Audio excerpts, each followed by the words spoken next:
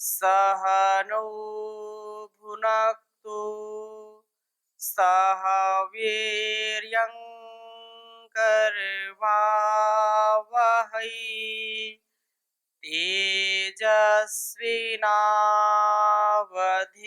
तेजस्विनावधीतमस्तु मा विद्विषावहै।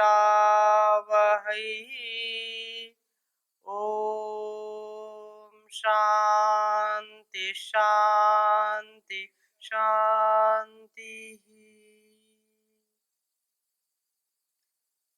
वैदिक जीवन पद्धति में हम विशेष जो पवित्र भावों को आत्मसात करने वाले मंत्र हैं, उन मंत्रों के द्वारा हम ईश्वर से प्रार्थना कर रहे हैं कि वह हमारे गुण कर्म स्वभाव को, यज्ञ कर्मों को सतत बढ़ाता रहे, हमारे अंदर की न्यूनता को, दुर्बलता को, दुर्गुण को, छल कपट द्वेष दंगा के भावों को, क्रोध के भावों को दूर करता रहे। और दूर करने से ही हमारा जीवन का श्रेष्ठतम जो उद्देश्य है उसकी पूर्ति होगी। यदि हम इसको नहीं कर पाएंगे तो इस जीवन में श्रेष्ठता को कभी भी नहीं अर्जित कर सकते हैं। इसलिए यह प्रार्थना, जब हम क्रोध करते हैं तो एक वैज्ञानिक पक्ष यह भी है कि क्रोध का भाव जब आता है तो जिसके प्रति क्रोध है, कोप है, तो वहां पर कई चीजें आ जाती हैं। कहते हैं कि क्रोध, द्रोह, ईर्ष्या, असूया, यमर्था, जिसके प्रति यम प्रति कोपः, जिसके प्रति मन में थोड़ा सा क्रोध आ जाए या कोप आ जाए तो चार चीजें अपने आप बढ़ जाती हैं। चार चीजें क्या है? ईर्ष्या, द्वेष, असूया, यम प्रति कोपः। हाँ, पाणिनि का सूत्र है, ये पहले ही अध्याय में है। जिसके प्रति क्रोध होगा, कोप होगा, क्रोध, क्रोध कोप का भाव, कोप का भाव क्रोध भी है। कोप यदि है, क्रोध, द्रोह, ईर्ष्या, असूया, पिछली कक्षा में हमने चर्चा की थी, इसको थोड़ा समझने का प्रयास करते हैं कि यदि जरा सा भी किसी के प्रति हमारा कोप है, यदि किसी से हम निराश हो गए, नाराज हो गए, तो वो नाराज का मतलब क्या है? क्रोध आना। और जो योग में जीवन नहीं जिएगा, जो ज्ञान में जीवन नहीं जिएगा, तो निश्चित रूप से वो ये भाव में बह ही जाता है।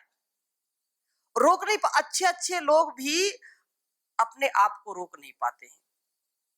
और खासकर जो विद्वान होते हैं, मैं सबकी बात नहीं करता हूं, कुछ जो तथाकथित विद्वान होते हैं, उनके अंदर अहंकार थोड़ा सा जरूर रहेगा। वो अगर नाराज हो गए तो चल नहीं सकते, और यदि अच्छे हैं तो भी अपनी बात जबरदस्ती दूसरों के ऊपर थोपने का काम करेंगे। उदाहरण के लिए जैसे बताऊं मैं, जैसे पंखा होता है, समझने के लिए है, पंखा चला दीजिए चलेगा, लेकिन जब बंद करेंगे तो बंद करते करते वो बंद कर दिया तो भी कम से कम 10 चक्कर जरूर लगाएगा, अपने लगाएगा। ऐसे ही मैं उदाहरण से समझाना चाहता हूं कि जो तथाकथित विद्वान होंगे या अविद्वान भी उसमें ले सकते हैं, यदि उनको बोलने के लिए बोल दिया जाए तो वो ठीक समय पर रुकते नहीं।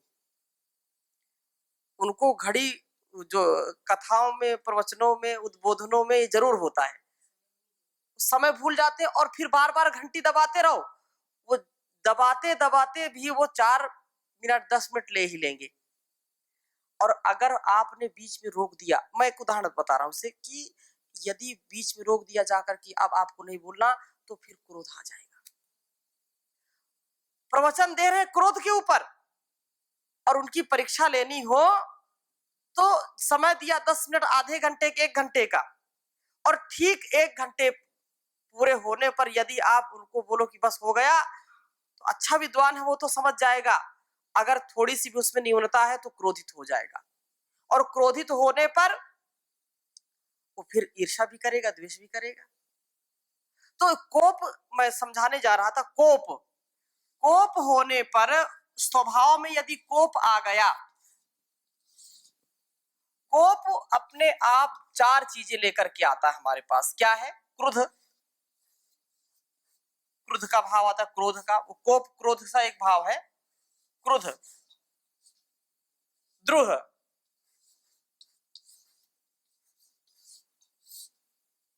ईर्ष्या,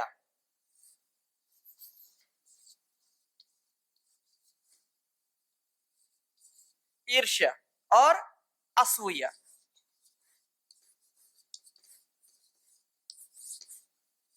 ये भाव है। क्रोध मतलब क्रोध का भाव, क्रोध, और द्रोह माने द्रोह, ईर्ष्या, ईर्ष्या, और असूया माने असूया। ये चार चीजें आप स्वयं कभी अनुभव करिए। यदि थोड़ा सा भी किसी पदार्थ, किसी व्यक्ति या किसी स्थान के प्रति आपका जरा सा भी लगाव है, और उस लगाव को कोई बाधित कर रहा है, यदि किसी से राग है और उसको कोई बाधित कर रहा है, तो फिर उसके प्रति कोप आएगा, कोप आएगा तो क्रोध आ जाएगा। कोप का भाव यदि आया तो चार चीजें आ जाएंगी, उसमें क्रोध सबसे पहले आएगा। क्रोध आएगा तो व्यक्ति अपने आप को भूल जाएगा, अपने आप के पवित्रता को, शुचिता को, सामर्थ्य को भूल जाएगा, और उसका स्वयं का अस्तित्व भी, उसका तन मन भी स्वस्थ नहीं रहेगा। और जिसके प्रति समाज में किसी भी व्यक्ति के प्रति करेगा तो उसके मस्तिष्क में भी, या जो व्यक्ति उस बैठे हुए हैं वहां पर, तो उनके भी मस्तिष्क में उसकी अच्छी छवि बनेगी क्या? नहीं बनेगी। यही बात पिछले मंत्र में, जो हमने कल की कक्षा में मंत्र पढ़ा था, तो यही भाव है।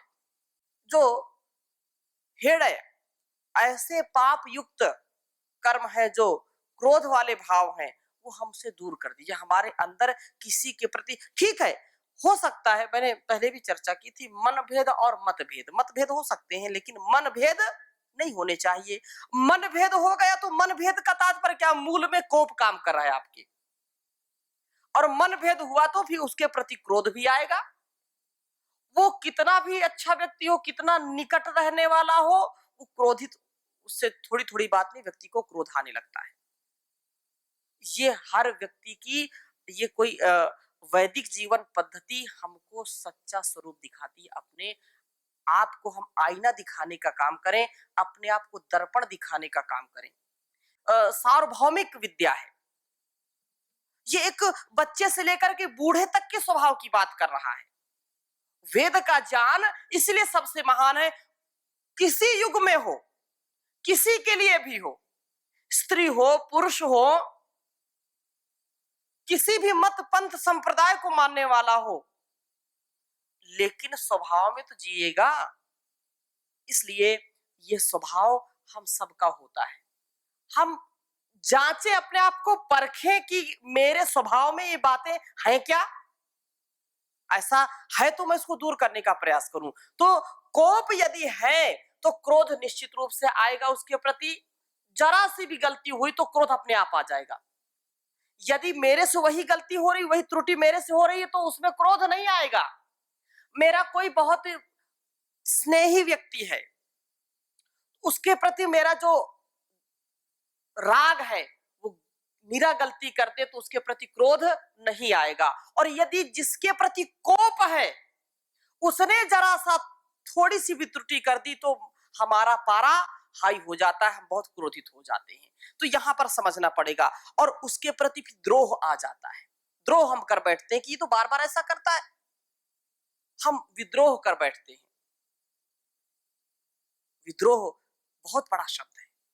वो चाहे परिवार का विद्रोह हो, चाहे समाज का विद्रोह हो, चाहे राष्ट्र का विद्रोह हो, व्यक्ति विद्रोही बन जाता है। और हजारों हजारों गृहस्थी परिवार टूट जाते हैं। समाज टूट जाता है, राष्ट्र टूट जाते हैं, खंड खंड हो जाते हैं। जहां अखंडता की बात होती है वो भी खंड खंड हो जाते हैं इन्हीं कारणों से। और ईर्ष्या, उससे ईर्ष्या, जेलसी का भाव आता है, जलन होने लगती है, जलन होती है, ईर्ष्या का भाव बहुत ज्यादा बढ़ जाता है। फूटी आंख नहीं देखना चाहते उसको, ऐसा बोलते मैं तुझको फूटी आंख नहीं देखना चाहता। और कहीं बाई चांस संयोग से वो सामने आ गया तो समझो कि बिना कुछ कहे शरीर में आग लग गई। ये बहुत हमारे लिए कल्याणकारी नहीं है, अकल्याणकारी है। और असूया, जिसके प्रति कोप है, जिसके प्रति हमारे अंदर क्रोध की भावना है, वो असूया, उस कितना ही अच्छा काम करे वो, उसमें हमको गलत ही नजर आएगा। असूया का तात्पर्य क्या है? अच्छा करने पर भी अच्छे काम को बुरा देखना, उसकी अच्छाई को बुराई के रूप में देखना, ये असूया है। अच्छे लोगों के अच्छे कर्म को हम जब गलत ठहरा देते हैं, राजनीति लोग खूब करते हैं, कितना देश हित का काम हो, कितनी ही सामाजिक कोई जो है वो योजना हो, समाज के उत्थान के लिए हो, तो जो कुछ विपक्ष होना चाहिए, विपक्ष बिना काम नहीं होता। लेकिन कुछ ऐसे विपक्षी होते हैं कि अच्छे काम होने पर भी विद्रोह, अच्छे काम होने पर भी असूया, तो ये भाव नहीं होना चाहिए। जी, कोई प्रश्न आपका? ओम स्वामी जी प्रणाम। जी स्वामी जी, दो शब्द हैं, द्रोह और विद्रोह। जी इनको जरा एक बार फिर से समझा दीजिए समझ में। जी जी जी जी। ये जैसे द्रोह है, यहाँ पर द्रोह, और इसमें वी उपसर्ग लग गया। क्या लग गया? वी उपसर्ग, प्लस वी उपसर्ग लग गया तो विद्रोह हो गया। तो विशेष प्रकार का द्रोह, विद्रोह में जैसे मैंने पहले भी बताया, एक ज्ञान होता है, ज्ञान, और वी लग गया तो क्या है? विज्ञान, विशेष प्रकार का ज्ञान हो गया, विशिष्ट ज्ञान हो गया। तो एक तो द्रोह तो होता है, लेकिन एक विद्रोह हो, विशेष विशिष्ट द्रोह हो कि उसमें कोई गुंजाइश ही नहीं है। द्रोह में थोड़ा सा गुंजाइश है, लेकिन विद्रोह में गुंजाइश नहीं है। जैसे अंग्रेजों के प्रति विद्रोह हुआ तो वो स्वाभाविक है, अपनी राष्ट्र की गरिमा के लिए, अपने राष्ट्र धर्म को निभाने के लिए विद्रोह, उनके जो दुष्ट शक्ति है, जो आसुरी शक्ति है, उसके प्रति विद्रोह तो करना ही चाहिए। ओम स्वामी प्रणाम। जी जी प्रणाम। स्वामी जी, ये अहंकार क्यों आता है? जी तो अहंकार के कारण जो भी तो ये चीज होती है ना, जी। अहंकार क्यों आता है सामान्यतः व्यक्ति को? अहंकार के मूल में थोड़ी अज्ञानता होती है। अहंकार के मूल में असमर्पण होता है। अहंकार के मूल में कहीं ना कहीं अश्रद्धा का भाव होता है। जब अनकंडीशनल सरेंडर हम करेंगे, बेशर्त संपूर्ण अस्तित्व को हमने समर्पित कर दिया, तो अहंकार अपना खत्म हो गया। यदि कोई समाज सेवक व्यक्ति है और वो सच्ची निष्ठा से सेवा करने के लिए समाज में उतरा है, तो उसने सब कुछ दांव पर लगाई, अपनी पूरी जो है जवानी दांव पर लगा दी, अपना पूरा अस्तित्व दांव पर लगा दिया, और उसने श्रद्धा के साथ, निष्ठा के साथ, समर्पण के साथ, जान पूर्वक उसने यदि किया है, तो चाहे जान चली जाए लेकिन वो कभी भी कदम पीछे नहीं हटाएगा। और यदि उसमें कहीं ना कहीं थोड़ी सी कुसंगति का भाव आ गया, समर्पण का अभाव हो गया, अज्ञानता ने अगर आकर के व्यक्ति का जीवन उस प्रभावित किया है, तो वो निश्चित रूप से परेशान होगा, अहंकार आएगा। अगर उसको यह है कि नहीं, अहंकार मुझको नहीं करना चाहिए, तो अहंकार के ना प्रभावी होने में मूल हमको जो ज्ञान है उसको सामने रखना चाहिए। एक उदाहरण मैं बताता हूं कि जब अहंकार हमारे अंदर आने लगे, हमको ये पता चल जाए कि अहंकारी मैं हो गया हूं, तो अपने से जो जिस क्षेत्र में, विद्या के क्षेत्र में, शरीर के सामर्थ्य के क्षेत्र में, बौद्धिक या चिकित्सा के क्षेत्र में सैकड़ों प्रकार के जो है स्किल है, सैकड़ों प्रकार की विधियां हैं, पाकशाला पाक विद्या में या कोई भी कला हो, उन कलाओं को हम करते हैं और हमारे अंदर अहंकार आ गया कि मैं तो बहुत अच्छा हूं, मेरे से जैसा कोई नहीं, तो ये अहंकार हमको कहीं ना कहीं गिरा देगा। किसी को अहंकार आ गया अपने शरीर के ऊपर कि मेरे जैसा कोई किसी का शरीर ही नहीं है, मैं बहुत सुंदर हूं, मैं बहुत गोरी हूं, मैं बहुत गोरा हूं, तो ये अहंकार है। मेरा और मैं का भाव यदि आता है तो व्यक्ति निश्चित रूप से परेशान हो जाएगा। और वो यदि विचार करे, अब मूल में जो बात मैं कहने जा रहा हूं कि अहंकार से दूर रहने का एक अचूक उपाय ये है कि मेरे इस जीवन से कितना मैं दूसरों को प्रभावित कर पा रहा हूं या कितना मेरा दायरा है।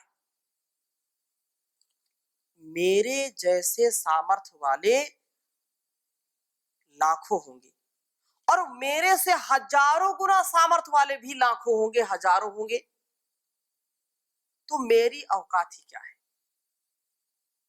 मेरे शरीर का सामर्थ्य कितना है मैं जानता हूं, लेकिन इससे भी कितने सामर्थ्य वाले हुए और मिट्टी में मिल करके चले गए। वाणी के स्तर पर कोई सोचे कि मेरे जैसा कोई बोलने वाला नहीं, मेरे जैसा कोई जान वाला मस्तिष्क वाला नहीं, मेरे जैसा कोई नेतृत्व करने वाला नहीं, तो उनको ज्ञान का जो है ये दायरा समझना चाहिए कि ज्ञान अनंत है। पूरा ज्ञान क्या पी सकता है, क्या नहीं प्राप्त कर सकता। वो जितना भी जानता है, जैसे कोई समुद्र को पूरा पी नहीं सकता, वैसे ही इस ज्ञान रूपी समुद्र को कोई पूरा पी नहीं सकता। हाँ, प्यास बुझ सकती है। समुद्र के जल में यदि उसने पिया है तो थोड़ा बहुत प्यास उसका थोड़ा सा तो समाप्त होगा, लेकिन ये कह दे कि मैंने तो पूरा समुद्र पी लिया, ऐसा नहीं है, ऐसा नहीं हो सकता है। इसलिए जो अहंकार आता क्यों है, तो अहंकार आता इसलिए है क्योंकि उसने सारी चीजों को ठीक ठीक देखा नहीं, समझा नहीं, जाना नहीं और अपने आप को सबसे ज्येष्ठ श्रेष्ठ यूनिक समझता है कि मैं तो यूनिक, तो होता है, होना भी चाहिए, लेकिन ऐसा यूनिक, ऐसा जो व्यक्तित्व जो अपने आप को अहंकारी समझ ले, तो ये ठीक बात नहीं है। समझे तो क्या अहंकार उसको आना चाहिए या नहीं आना चाहिए किसी व्यक्ति को, जबकि अहंकार को 3 भागों में बताया गया। हाँ, सात्विक अहंकार, राजसिक अहंकार और तामसिक, सात्विक, राजसिक, तामसिक 3 तरह के अहंकार कहे गए। एक सात्विक धर्म की स्थापना के लिए भी अहंकार आता है अपनी बात को, जैसे भगवान श्री कृष्ण ने अर्जुन से कहा कि मुझको भज, मुझको जान, मैं सब कुछ करते हुए भी ना करने जैसा हूँ, फिर भी सब कुछ कर रहा हूँ, मेरे लिए कुछ करना शेष नहीं। एक तो अहंकार ये है कि घमंड वाली जो बात है, अहंकारी बन गया, ये जो है गर्वीला हो गया, ये एक ये स्थिति है। दूसरी स्थिति ये कि अहंकार का मतलब अपने अस्तित्व को समझना। अहंकार जैसे चतुष्टय है, अंतःकरण चतुष्टय समझते हैं ना, मन, बुद्धि, चित्त, अहंकार। तो अहंकार का तात्पर्य कि आप जैसे मैं और मेरा दो बातें हैं ना, और जब मैं ही मैं रहूंगा, मेरे का भाव छूट जाएगा, तो वो सात्विक अहंकार हो जाएगा कि मैं अर्थात जो कुछ हूं, अपने आप के अस्तित्व को समझना भी तो आवश्यक है, इसलिए तो हमारा जन्म हुआ है। अगर हम नहीं समझेंगे कि हम कुछ है या मैं हूं, तो फिर तो स्थिति नहीं होगी ना। तदा दृष्टुः स्वरूपे अवस्थानम, अपने स्वरूप में अवस्थित हो जाना, अपने स्वरूप को समझना, जो स्वस्थ बोलते हैं, स्वस्थ एक शब्द है, स्वस्थ, अपने में स्थित होना, तदा दृष्टु स्वरूपे, अपने स्वरूप में अवस्थित होना, और एक स्वस्थ होना, अपने में स्थित होना, दूसरे में परवश नहीं होना, परतंत्र नहीं होना, स्वतंत्र, अपने तंत्र का अतिक्रमण ना करना, अपने आप में रहना, परवश में नहीं, अपने वश में रहना। तो ये स्वतंत्रता जो है, अपने वश में जो रहने की बात है, जो अहम की बात है, अहंकार की बात है, तो ये जो सात्विक है, उसमें यदि आप ये नहीं समझोगे कि मैं कुछ करने वाला हूं, मैं समाज का, राष्ट्र का कल्याण करना मेरा कर्तव्य है, तो वहां पर ये अपने आप को ईश्वर की भक्ति से जोड़ करके देखना, अपने आप को जानपूर्वक कि मैं एक कर्तव्य निभाने वाला व्यक्ति हूं, मैं सब कुछ नहीं कर सकता हूं, मैं अपने दिव्य ज्ञान को, दिव्य शक्ति को प्राप्त करके जो कुछ भी कर सकता हूं, वो ईश्वर की भक्ति, ईश्वर की शक्ति के द्वारा ही कर सकता हूं। और ऐसा करने से अपने आप का, यदि अगर हम ये नहीं समझें कि मैं जो है अपने शरीर को साफ करूं, भोजन करूं, यदि ये सारी चीजें छोड़ देंगे तो शरीर हमारा रहेगा क्या सुरक्षित? आपने वस्त्र धारण किए हैं तो अहंकार से ही तो मैं अपने आप का, अपने आप की उन्नति के लिए शरीर उपयुक्त मिला है, और शरीर को स्वस्थ रखना, मन को स्वस्थ रखना किसका काम है? मैं करूंगा तभी तो होगा ना। मैं का मतलब आत्मा के स्वरूप को समझने के लिए भी हमको शरीर का ध्यान पूरा रखना पड़ेगा। धर्म, अर्थ, काम, मोक्षाणाम आरोग्यम मूलमुत्तम, ये मूल है और उत्तम ये मिला है, शरीर मिला है।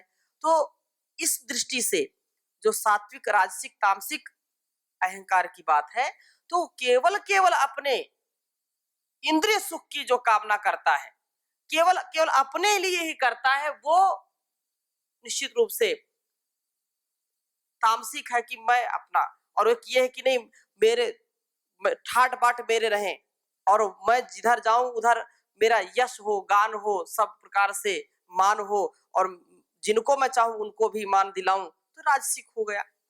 सात्विक ये है अहंकार कि मेरा जो कर्तव्य है, दुनिया एक ओर हो जाए और मैं एक ओर हो जाऊं, तो भी मेरे कर्तव्य से मुझको कोई गिरा नहीं सकता। मैं एक आत्मा हूं, मुझको कोई मार नहीं सकता। जैसे महर्षि दयानंद जी के जीवन को हम देखते हैं कि उन्होंने कहा कि सत्य के लिए मुझको जीना है, मैं वेद धर्म के लिए जी रहा हूं, और वेद धर्म ही जो कहता है वो मेरा स्वधर्म है, मेरा स्वकर्तव्य है। इसके लिए कोई कुछ भी कर ले, मैं उसको स्वीकार नहीं कर सकता हूं। ये सात्विक अहंकार है, सात्विक स्वाभिमान है कि ईश्वर का मैं पुत्र हूं, ईश्वर की मैं संतान हूं, तो ईश्वर की आज्ञा का पालन करना मेरा क्या है? कर्तव्य है, मेरा स्वधर्म है। तो इसको मैं कभी ना भूलूं। तो अनेक प्रकार से हम अहंकार को दूर कर सकते हैं, और ये बात हमेशा ध्यान रखनी चाहिए, तेरे जैसे लाखों आए, लाखों इस माटी में समाए, रहा ना नामो निशान रे बंदे, मत कर तू अभिमान रे बंदे। बहुत काम पर जीवन थोड़ा, उस पर मन का चंचल घोड़ा। बहुत काम पर जीवन थोड़ा, उस पर मन का चंचल घोड़ा। सोच समझ नादान रे बंदे, मत कर तू अभिमान रे बंदे। तो इस संसार में कितना आप अभिमान करोगे, कितना अहंकार पालोगे? तो आप विचार करें कि ये पृथ्वी कितनी बड़ी है, तो कितने अन्य, कितने नक्षत्र ग्रह कितने बड़े, पृथ्वी से कितना बड़ा सूर्य है, और सूर्य से फिर कितनी छोटी पृथ्वी है। उस पृथ्वी में भी हमारा देश जहां हम रहते हैं वो कितना बड़ा है, फिर उस देश में भी जहां, जिस प्रांत में मैं रहता हूं उसका कितना बड़ा क्षेत्रफल है, वहां मेरा कितना अस्तित्व है। फिर उसमें अपना जनपद, फिर अपने जनपद में अपना गांव, अपने गांव में फिर अपना माकान, और माकान में फिर अपना अस्तित्व। अब आप गिन लो कि मेरा तन से और मन से कितना अस्तित्व है। कोई अस्तित्व है? एक बालू के कण के समान भी मेरा अस्तित्व नहीं है। तो अहंकार किस बात का? इस अहंकार को पाल करके हम ज्यादा बड़े नहीं हो सकते। कितना इस शरीर को आप, कितना इस अहंकार को पाल करके जीवन को जी सकते हैं? तो अहंकार तो बिल्कुल नहीं रखना चाहिए। हाँ, देश काल परिस्थिति, समाज और अपने उत्तरदायित्व, अपने कर्तव्य को देख करके, समझ करके वो तो करना पड़ेगा। अब सेना का जवान है, वो सेना सीमा पर लगी है और वो बोले कि ये तो कुछ नहीं है, सब मरने वाले हैं, कुछ नहीं, संसार में कुछ नहीं, तो क्यों तुम्हारा देश भी नहीं रहेगा, तुम भी नहीं रहोगे, तो अहंकार क्यों करते हो, इसलिए सीमा खाली कर जाओ। अब ऐसा यदि, उसको तो अहंकार होना चाहिए, राष्ट्र के गौरव के लिए उसकी चाहे जान चली जाए। बोले तुम जमीन के लिए क्यों अहंकार कर रहे हो भाई, ये तो एक टुकड़ा है, अहंकार करोगे तो मिट्टी में मिल जाओगे। कितने तुम्हारे जैसे यहाँ पर सिपाही या शहीद हो गए, तुम भी चले जाओ यहाँ से। अगर ऐसा कोई करने लगे तो राष्ट्र रहेगा क्या? एक दिन भी नहीं रहेगा। तो सेना के जवान का ये उत्तरदायित्व है कि चाहे प्राण चले जाएं, माँ भारती की सेवा में अपने आप को निछावर कर दे। और ये भारत देश ऐसा देश है जहां पर ऐसे वीर सपूतों को माताओं ने जना है। ये सात्विक अहंकार होना चाहिए और ऐसी ही कर्तव्य की यह जान गंगा बहते रहे। हम अपने कर्तव्य को समझें। अगले मंत्र को अगली कक्षा में लेंगे। ओम शांति शांति शांति।